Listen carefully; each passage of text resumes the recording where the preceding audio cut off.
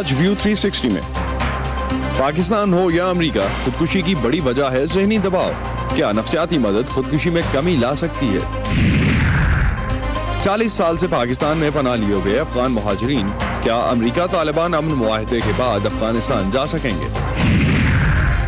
اور پاکستانی معاشرے میں مکالمے اور بحث کے لیے پلیٹ فارمز کی ضرورت اور چائے خانوں کا رواج۔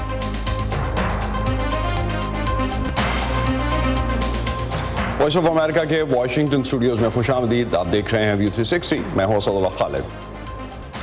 حالیہ برسوں میں پاکستان میں خودکشی عوامی صحت کا ایک خاموش لیکن بڑا مسئلہ بن گئی ہے۔ پاکستان سائیکولوجیکل ایسوسی ایشن کے مطابق پاکستان کی آبادی کا تقریباً 34% عام دماغی عارضوں میں مبتلا ہے۔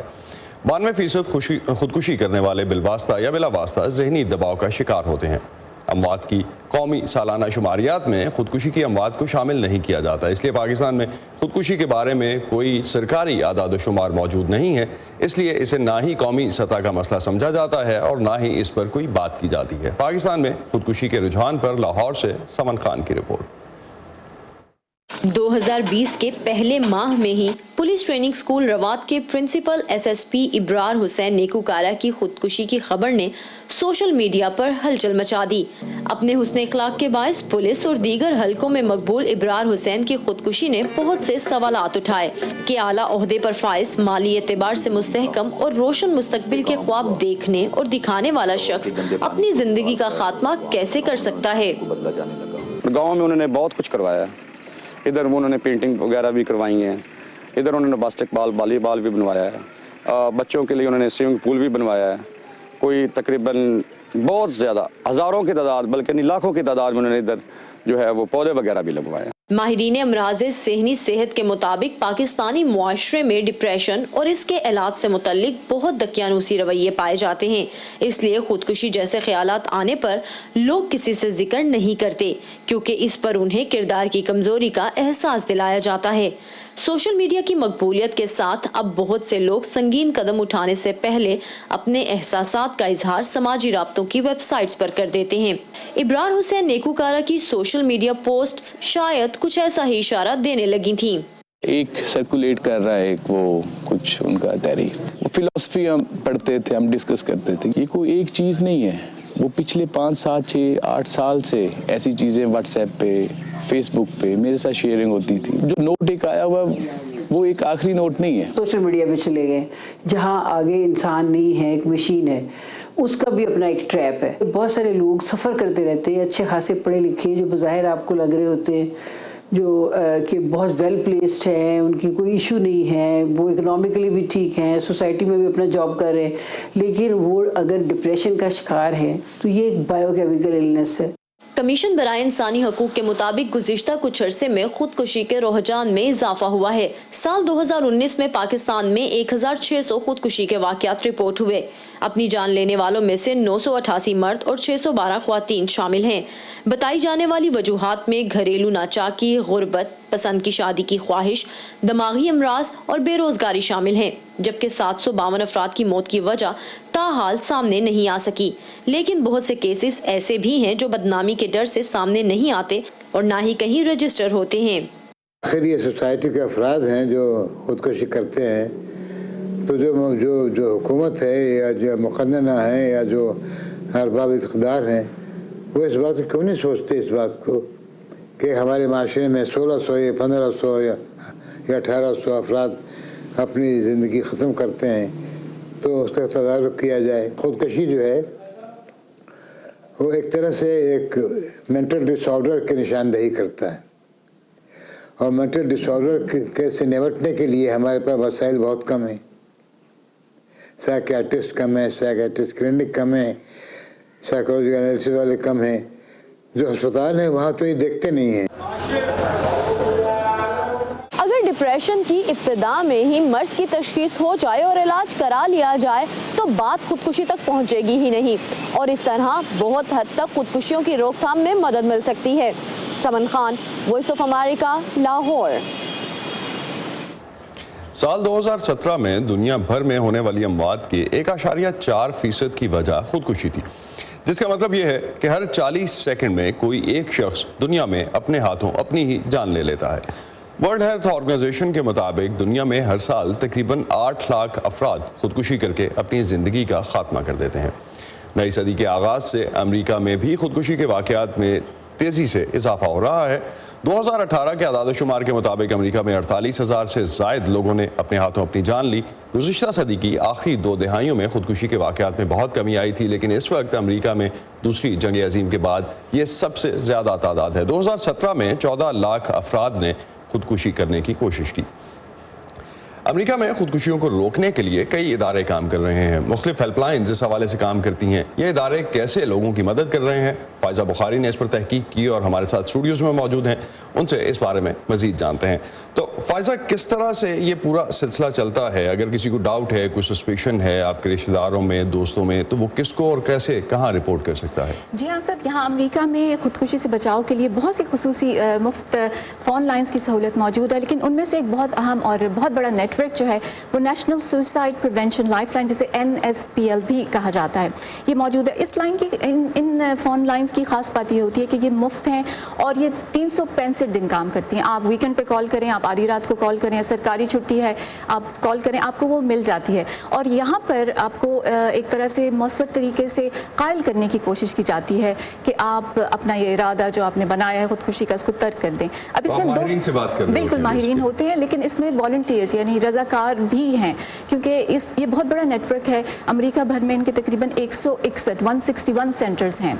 तो होता ये है कि 2 इंपॉर्टेंट बातें हैं इसमें। एक तो ये कि मौसर कम्युनिकेशन, क्योंकि आप एक अजनबी से बात कर रहे हैं और आपने उनको कायल करना है, आपने कभी उनसे मिले नहीं, उनकी लाइफ के बारे में नहीं जानते। और दूसरा, चूँकि खुदकुशी का एक लिंक डिप्रेशन से भी है, जहनी बीमारियों से भी है, तो वो स्टिग्मा अटैच्ड है और वो लोग जो हैं वो डरते हैं बात करने से। तो आपकी मौसर कम्युनिकेशन एक तो इम्पोर्टेंट है, और दूसरी ये वक्त की बहुत इंपॉर्टेंस होती है इसमें कि आप कितनी जल्दी आंसर करें उसे। और इनके आदाद-ओ-शुमार जो हैं NSPL, इनके आदाद-ओ-शुमार ये कहते हैं कि 97% 97% कॉल्स को ये 75 सेकेंड या उससे भी कम में आंसर करते हैं। लेकिन इसमें फ़ायज़ा एक चीज़ बड़ी इंपॉर्टेंट है। अमेरिका में एक बहुत बड़ा एलिमेंट है, बहुत बड़े ज़्यादा तादाद है जो अंग्रेज़ी नहीं बोलते लोग, हिस्पैनिक हैं या और भी कुछ ऐसे हैं जिनको ना बोलनी आती है अंग्रेज़ी, ना पढ़नी आती है। तो वो ये सब लैंग्वेजेस में अवेलेबल है क्या? बहुत अच्छा सवाल, बहुत रेलिवेंट आपने सवाल किया है। बिल्कुल ऐसा है। स्पेनिश तो यहाँ पर एक दूसरी सरकारी लैंग्वेज की उसको हैसियत एक तरह से हासिल है, वो तो मौजूद ही है, लेकिन बहुत से लोग ऐसे हैं जो अंग्रेज़ी ना बोलते हैं ना समझते हैं। तो ऐसे अफराद के लिए इसमें लैंग्वेज ट्रांसलेशन की सहूलत भी मौजूद है। आप जैसे ही इस नंबर पर कॉल करते हैं, सबसे पहले वो पूछते हैं आप किस एरिया में हैं, आपको कनेक्ट करते हैं उस आपका जो इलाकाई क्राइसिस सेंटर है। फिर उसके बाद अगर आपको ट्रांसलेटर्स की ज़रूरत है तो 150 लैंग्वेज सर्विसेज जो हैं वो प्रोवाइड करते हैं आपको। तो इसमें अगर इन माहिरीन से आपकी बात होती है तो उसके बाद अगला एक्शन क्या होता है? क्या पुलिस को कॉल करते हैं? वो किस तरह से माहिरीन आगे एक्ट करते हैं अगर उनको लगता है कि ये मसला आगे लेके जाना चाहिए या आगे रिपोर्ट करना चाहिए? अच्छा, ये बहुत दिलचस्प सवाल है, क्योंकि बहुत से लोग इस तरह की फ़ोन लाइन्स पर कॉल करते ही नहीं, क्योंकि उनको ये खौफ है कि उनकी सारी इन्फॉर्मेशन जो है सिगाए राज में नहीं रखी जाती और फ़ौरन पुलिस को इतला करेंगे, पुलिस उनको आकर जो है गिरफ्तार कर लेगी। ऐसा नहीं होता। इन माहिरीन को ट्रेनिंग दी जाती है कि आप खुद से डील करें, उनको कायल करें कि वो खुदकुशी की तरफ माइल ना हो, अपना इरादा तर्क कर दें। लेकिन बहुत सी सिचुएशंस ऐसी हो जाती हैं कि जहाँ पर आपको फौरी एक्शन की ज़रूरत है, जहाँ आपको लगे कि किसी की जान खतरे में है, तो उस सूरत हाल में ये माहिरीन जो बात करते हैं वो डेफिनेटली फिर पुलिस को फौरी इतला दी जाती है। लेकिन इसमें नीयत यही होती है कि आप किसी की जान जो है वो बचाना चाहते हैं। बहुत शुक्रिया फ़ायज़ा बुखारी आपका। फ़ायज़ा बुखारी हमारे साथ थी और अपडेट कर रही थी हमें इस हवाले से कि अमेरिका में जो प्रिवेंशन सेंटर्स हैं खुदकुशियों को रोकने के लिए वो किस तरह से काम कर रहे हैं, और ये जो हेल्पलाइंस हैं वो किस तरह से लोगों की मदद करने की कोशिश कर रही हैं। उसमें सरकारी ज़ुबान के अलावा जो ऑप्शंस हैं वो भी मौजूद हैं। चलें, इधर आ जाए, थोड़ा सा इधर, थोड़ा इधर हो जाए। हम सब अपने आप में कहाँ परफेक्ट हैं? ये जो हमारे आसपास के लोग हैं ना, ये अजीफा का जब उसके बाजू प्रोस्थेटिक्स लगा, यही एक दूसरे को बेहतर बनाते हैं और फिर मिलकर एक बेहतर मुल्क बनाते हैं हम। लेकिन मुल्क भी अपने आप में कहाँ परफेक्ट होते हैं? तो दुनिया के दूसरे मुल्क एक दूसरे के लिए हाथ बढ़ाते हैं। ऐसे ही तो एक बेहतर दुनिया बनाते हैं हम। One teacher, one book and one और दुनिया में कहाँ क्या हो रहा है। हिंदुस्तान और पाकिस्तान इसीलिए तो दिखाते हैं। नए वज़ीर-ए-आज़म इमरान खान ने इस एग्जीबिशंस के डिजाइनर डोनाल्ड ट्रंप की हिमायत का ऐलान वरना किया। अपने आप में हम सब कहाँ परफेक्ट हैं। ये मैं हूँ आपका मेजबान खालिद हमीद। व्यू 360 सिर्फ आज न्यूज़ पर। तालिबान के एक आला ओहदेदार ने दावा किया है कि रवां माह के आखिर में अमरीका और तालिबान के दरमियान अमन मुआहिदा तय पा जाएगा और इस पर दस्तखत हो जाएंगे। इस दावे पर ताहाल किसी अमरीकी ओहदेदार का बयान सामने नहीं आया। दूसरी जानिब अफगान सदर अशरफ गनी के तर्जुमान के मुताबिक अफगान सिक्योरिटी फोर्सेज अमरीकी अफवाज के साथ मिलकर तालिबान के साथ तय पाने वाले तशद्दुद में कमी के समझौते की तफसीलात पर काम कर रही हैं। सदारती तर्जुमान के मुताबिक सदर अशरफ गनी ने अफगान अफवाज के कोर कमांडर से भी मुलाकात की और तर्जुमान सादिक सिद्दीकी का कहना है कि बेशक ये आसान काम नहीं होगा, लेकिन अफगान सिक्योरिटी फोर्सेस इस वक्त अमरीकी अफवाज के साथ मिलकर जल्द ही एक ऐसे निज़ाम को मुतारिफ कराने के लिए काम कर रही हैं जिससे तशद्दुद में कमी के समझौते पर अमल दरामद की निगरानी बेहतर तौर पर हो सके। एक ऐसे वक्त जब अफगान अमन के हवाले से अहम पेशरफ्त हो रही है, पाकिस्तान की जानिब से अफगान मुहाजिरीन की 40 साला मेज़बानी के मौके पर 2 रोज़ा कॉन्फ्रेंस आज इस्लामाबाद में ख़त्म हुई।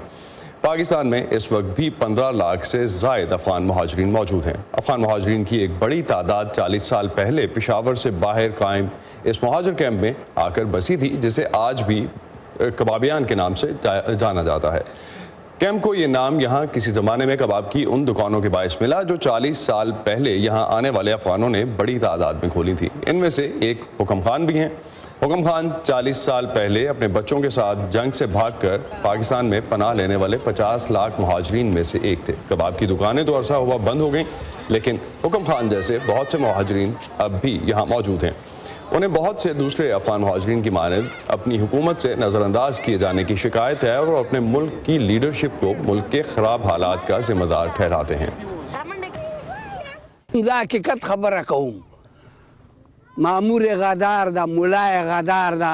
अगर सच कहूँ तो सारे मुल्ला, सारे ओहदेदार, सारे लीडर्स गद्दार हैं। गरीबों के बच्चे मारे गए जबकि किसी लीडर का बेटा नहीं मारा गया। अमन होने पर हमें जमीन मिलनी चाहिए जहां हम अपने घर बना सकें। उसके बाद हमें खुराक चाहिए होगी। उसके बाद हमें स्कूल, दुकानें और मसाजिद बनाने की इजाजत मिलनी चाहिए। अवल कले जोड़े दिल दी, ब्याह जुमात जोड़े दिल दी करने, ब्याह और पसी स्कूल जोड़े दिल दी।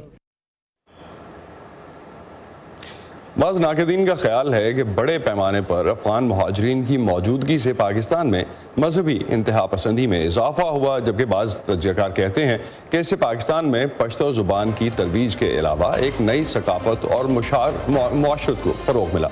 आपकी क्या राय है, हमसे शेयर कीजिए। facebook.com/VOA उर्दू के पेज पर, ट्विटर पर हमारा हैंडल है @urduvoa।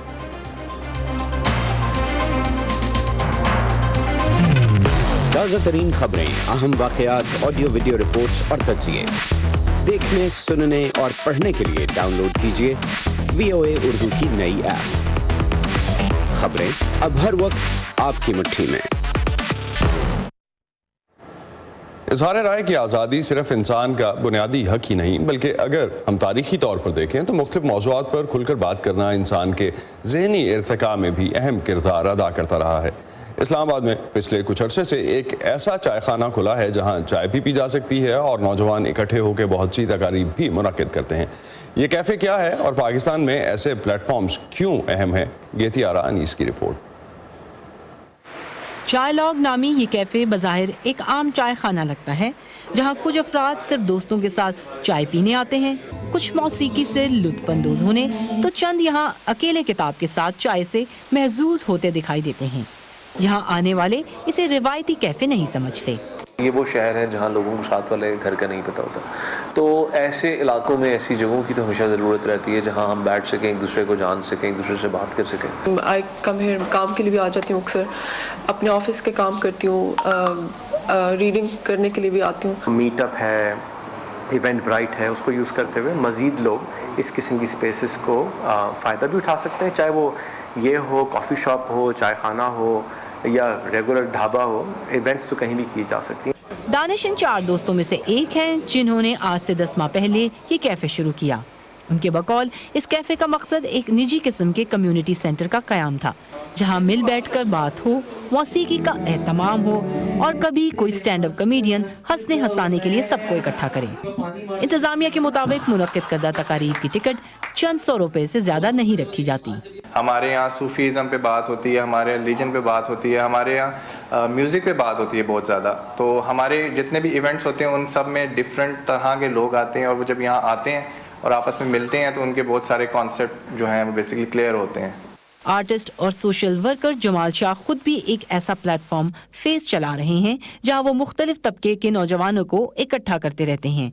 उनका कहना है कि डायलॉग होना एक मुआशरे की ज़हनी और फिक्री तरक्की के लिए लाजिम है, मगर बदकिस्मती से पाकिस्तान के नौजवानों को ऐसे मौके कम मिल रहे हैं। हमारे मुआशरे में तो कोशिश स्टेट की यही रहती है कि कोई भी ऐसी चीज़, ऐसा इनिशिएटिव सामने ना आए जिससे कोई फ्रूटफुल बहस या डायलॉग माशरे में इस्तवार हो। लेकिन हर दौर में लोगों ने कोशिश की है, जैसे आपने पाक टी हाउस वगैरह की बात की जिसमें राइटर्स, जर्नलिस्ट वगैरह बैठ के इम्पॉर्टेंट इश्यूज डिस्कस करते थे। हमारा माशरा जो है वो एक यूनिक केस है कि 67% जो है वो यूथ पे मुश्तमिल है। तो हमारे लिए बहुत ज़रूरी है कि यूथ के प्लेटफॉर्म्स हों और वो इंडिपेंडेंट हों। ये बहुत ज़रूरी है कि यूथ को क्रिएटिवली इंगेज किया जाए।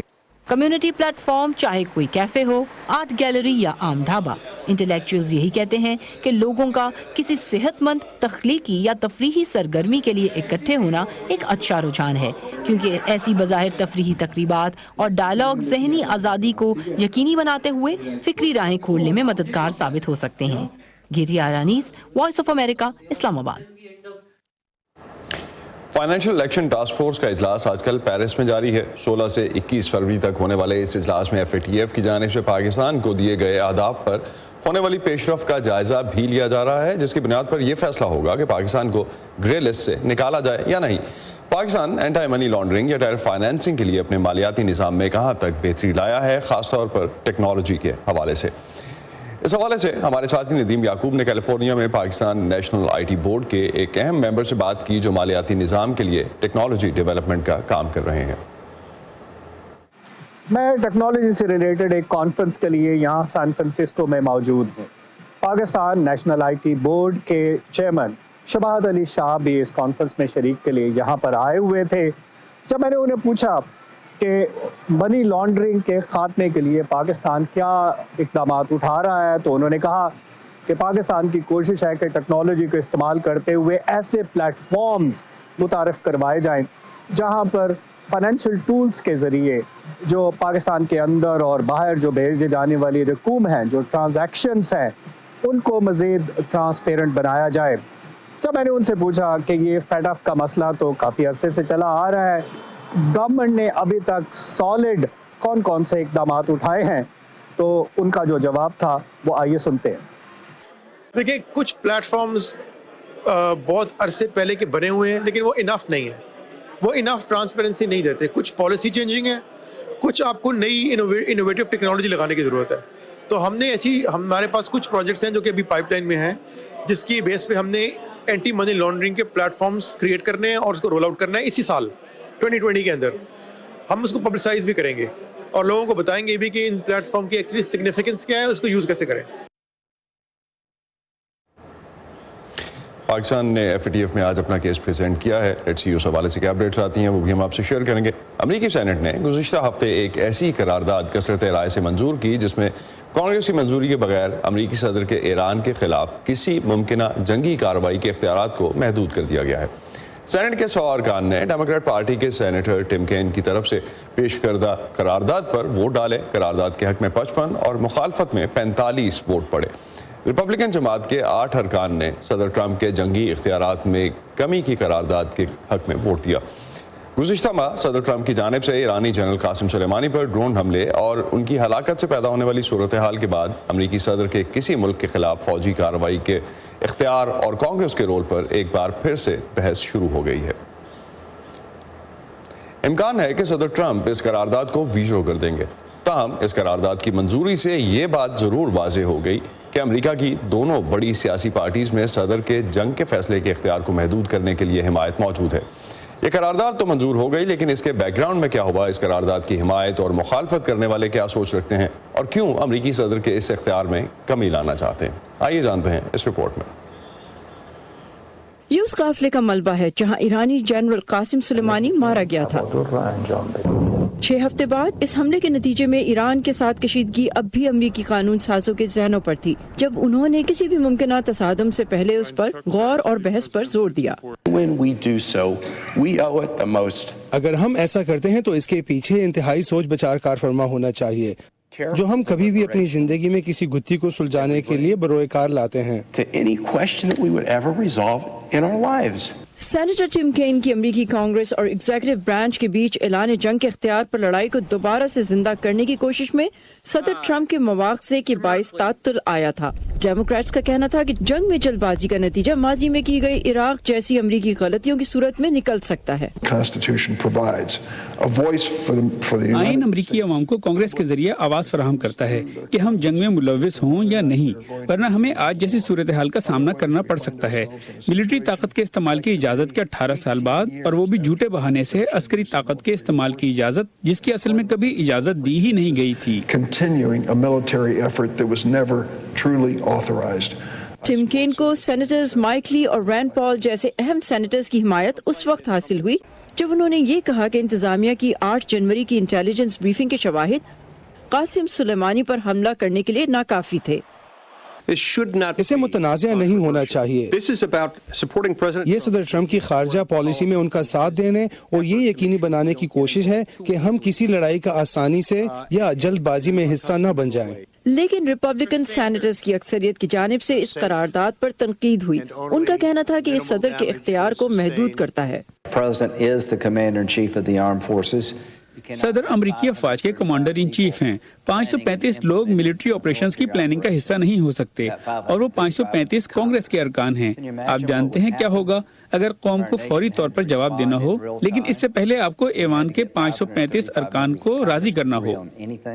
ایک ریپبلکن حامی کا کہنا تھا کہ اس قرارداد کا مقصد ہرگز یہ پیغام بھیجنا نہیں کہ صدر ملک سے باہر امریکی افواج کا دفاع نہیں کر سکتے۔ نہ ہی ایرانی حکومت کو یہ سمجھنا چاہیے کہ ان ووٹس کا مقصد اس کے جاہرانہ رویے کے خلاف عزم میں کمی ہے۔ جبکہ ساتھ ہی کیپٹل ہل پر صدر کے حامیوں کا کہنا تھا کہ یہ قرارداد نامناسب پیغام دیتی ہے۔ ہم اپنے علاقائی ساتھیوں کو کیا پیغام بھیج رہے ہیں؟ کیا وہ ہماری مسلسل حمایت پر بھروسہ کر سکتے ہیں؟ اور یہ ہمارے اصل طاقتور حریفوں کو جیسے چین یا روس کو کیا پیغام دے گا اگر ہم ایک نسبتاً چھوٹے چیلنج ایران کے معاملے پر یکجا نہ رہ سکیں؟ صدر ٹرمپ نے ٹویٹر پر ریپبلکنز کو قرارداد کے خلاف ووٹ کرنے کی حوصلہ افزائی کی تھی، اور ایوان کے دونوں جانب سے پیش کردہ یہ قرارداد امریکی سینٹ میں پاس تو ہو گئی ہے، لیکن توقع کی جا رہی ہے کہ صدر ٹرمپ سینٹ کے اس فیصلے کو ویٹو کر دیں گے، جس کا اختیار انہیں بحیثیت امریکی صدر حاصل ہے۔ کیتھرین جپسن کے ساتھ Saba Shah Khan, voice of America. Republicans اور ڈیموکریٹس کی طرف سے جو دونوں سائڈ سے آرگومنٹس رکھے گئے وہ کافی سٹرانگ ہیں۔ لیٹس سی صدر اس پہ کس طرح سے ریئیکٹ کرتے ہیں۔ یہ تھا آج کا ویو 360 پروگرام۔ پر فیڈ بیک کے لیے آپ آ سکتے ہیں facebook.com/VOA اردو کے پیج پر۔ اس کے علاوہ ہمارا ٹویٹر اور انسٹاگرام پر ہینڈل ہے اردو VOA، جسے آپ فالو کیجئے اور اپنا کانٹینٹ بھی ہم سے شیئر کیجئے۔ اب تک کے لیے اتنا ہی۔ اسد اللہ خالد کو اجازت دیجئے۔ خدا حافظ۔